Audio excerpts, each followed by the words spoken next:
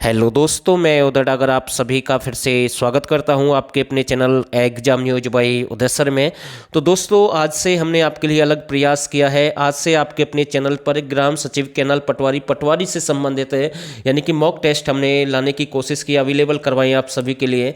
तो डेली आपको एक क्लास मिलेगी इस चैनल पर और इसकी अलग से प्लेलिस्ट हम बना देंगे, तो वहाँ से आप ज़रूर चेकआउट कर सकते हैं। और साथ के साथ टेलीग्राम चैनल का लिंक हमने इस वीडियो में डाल दिया, वहाँ से जुड़ जाएं क्योंकि सारी PDF हम वहीं पर शेयर करेंगे। तो पहला प्रश्न आपके सामने है भाई, एक नई शुरुआत है। जो कांस्टेबल का एग्जाम हुआ है उसे पीछे छोड़ें, जिसका अच्छा हुआ है अच्छी बात है, जिनका अच्छा नहीं हुआ तो वो भाई आगे बढ़े, मौके और भी हैं, उसके भरोसे ना बैठें। अगर आप ऐसे सोचकर बैठ जाएंगे तो भाई आगे भी यही हाल हो जाएगा आपका। तो एक अच्छा प्रयास हम अपनी तरफ से करने की कोशिश कर रहे हैं, तो भाई आप सभी इस वीडियो को जरूर देखें एंड तक। तो पहला प्रश्न आपके सामने है, हरियाणा में पंचायती ई संवाद कब लागू किया गया? तो इसका जो राइट आंसर रहेगा ये 26 अप्रैल 2015 को लागू किया गया। तो सारे प्रश्न भाई एक्ट से संबंधित है भाई, ठीक है। भारत में पंचायती राज का स्वर्ण काल कब से कब तक था? तो एक अच्छा प्रश्न हम कह सकते हैं। तो इसका जो राइट आंसर रहेगा 1880 से 84 की बात है भाई, 1880 से 84 की बात है। तो ए बिल्कुल इसका राइट आंसर है। भारत में ग्राम बोर्ड की स्थापना कब हुई? तो ये प्रश्न भी भाई एग्जाम में बन सकता है, अच्छा प्रश्न हम कह सकते हैं।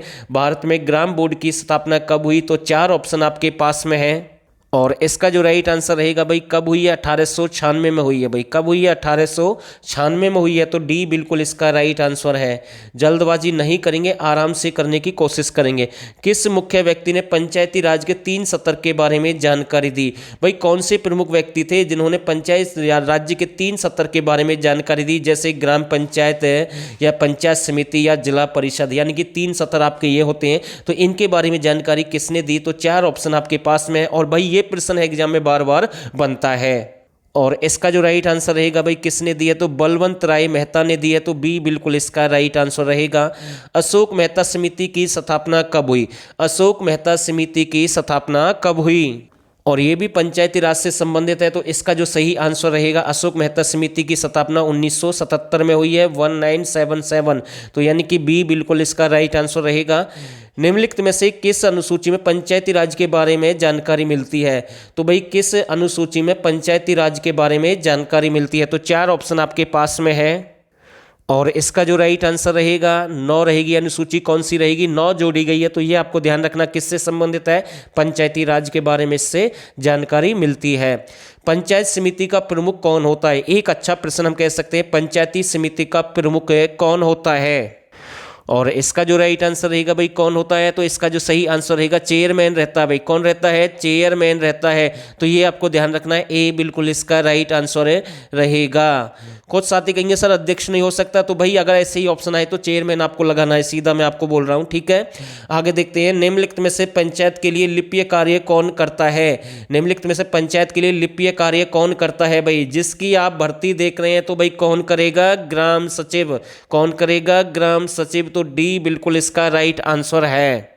निम्नलिखित में से पंचायती राज की धाराएं कितनी है? तो भाई ये धारा ही आई थी एग्जाम में और एक एक शिफ्ट में 8-8 10-10 प्रश्न आए थे और आगे भी आएंगे भाई। अब तो ज़्यादा आने के चांस हैं, धारा भी आएंगी, ग्राम सचिव का जो एक्ट है जिसकी हम बात कर रहे हैं, और साथ के साथ आपका कैनाल पटवारी वाला एक्ट भी आएगा। तो मतलब कि बहुत सारे प्रश्न मिलेंगे भाई आपको देखने के, तो मतलब कि इनकी तैयारी जरूर करके जाएं एक बार।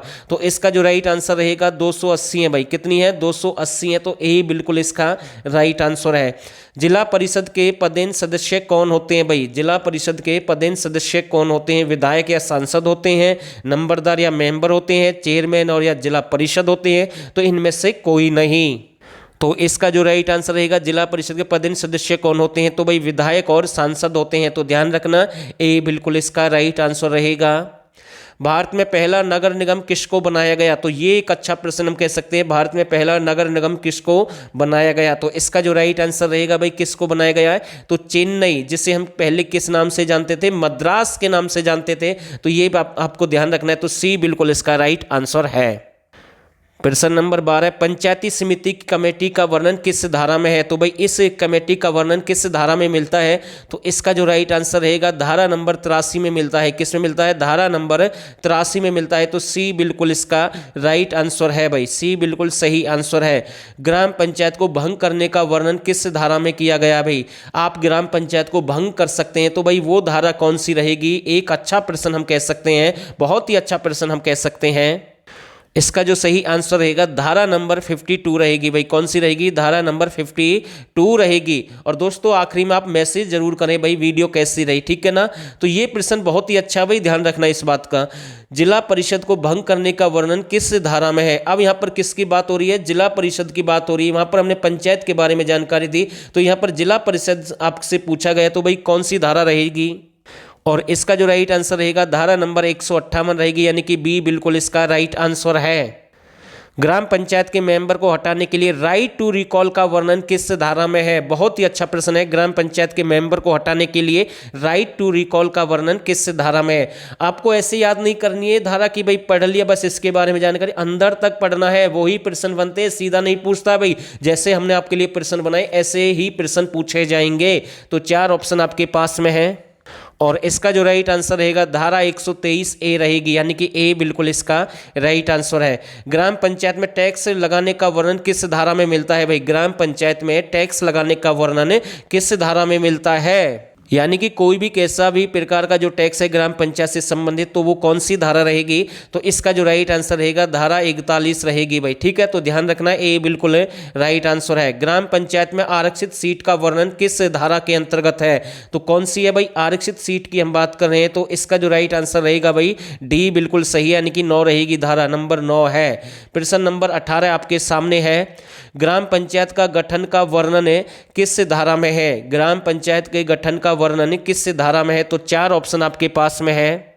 इसका जो सही आंसर रहेगा धारा नंबर 1 है, 5 है, 7 है या 9 है, और या फिर आपका 1 रहेगा। तो इसका जो राइट आंसर रहेगा सी बिल्कुल सही आंसर है, यानी कि 7 में है भाई। ग्राम पंचायत के गठन का वर्णन किस धारा में है? 7 में है। और आरक्षित के बारे में ध्यान रखना, ये इंपॉर्टेंट था भाई, जो अभी हमने आपको बताया नंबर जो धारा आपकी 9 है, ये इंपॉर्टेंट है भाई आरक्षित वाली। तो ये एक अच्छा प्रश्न था भाई, ठीक है। प्रश्न नंबर 19 आपके सामने है, ग्राम पंचायत की पहली बैठक का वर्णन किस धारा में है? ग्राम पंचायत की पहली बैठक का वर्णन किस धारा में है? और इसका जो राइट आंसर रहेगा धारा नंबर 11 है भाई। कौन सी है? धारा नंबर 11 रहेगी, यानी कि एक यानी कि 2 व्यक्तियों की बैठक। वो मैं आपको एक ट्रिक बता रहा हूँ, ऐसा नहीं है कि भाई 2 ही व्यक्ति इस बैठक में रहेंगे, कितने भी हो सकते हैं, बस बैठक के बारे में जानकारी दी गई है। तो कौन सी धारा रहेगी? 11 रहेगी, ये आपको ऐसे याद करना है। तो डी बिल्कुल सही आंसर है। पंचायत समिति की कम से कम 1 साल में कितनी बैठक होनी चाहिए? यहाँ पर पंचायत समिति की बात हो रही है, ग्राम पंचायत की बात नहीं हो रही है, तो ये आपको ध्यान रखना है। तो ये प्रश्न भी थोड़ा सा अलग है, थोड़ा सा ध्यान देना इस बात पर। तो 4 ऑप्शन आपके पास में है, और इसका जो राइट आंसर रहेगा यानी कि 6, यानी कि कितनी होनी चाहिए भाई? 6 होनी चाहिए कम से कम 1 साल में। तो एक अच्छा प्रश्न हम कह सकते हैं। तो सी बिल्कुल राइट आंसर रहेगा। जिला परिषद का बजट का वर्णन किस धारा में है? जिला परिषद के बजट का वर्णन किस धारा में है?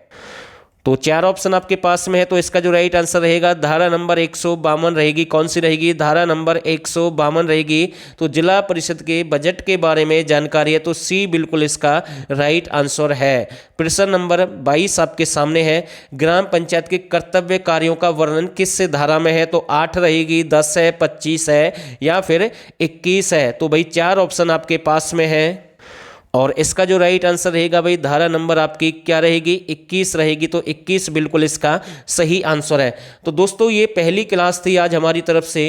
और एक और बात मैं आपसे बोल रहा हूँ, अगर आप किसी भी एग्जाम की तैयारी कर रहे हैं तो ये ना सोचना कि भाई हरियाणा जीके नहीं आएगी।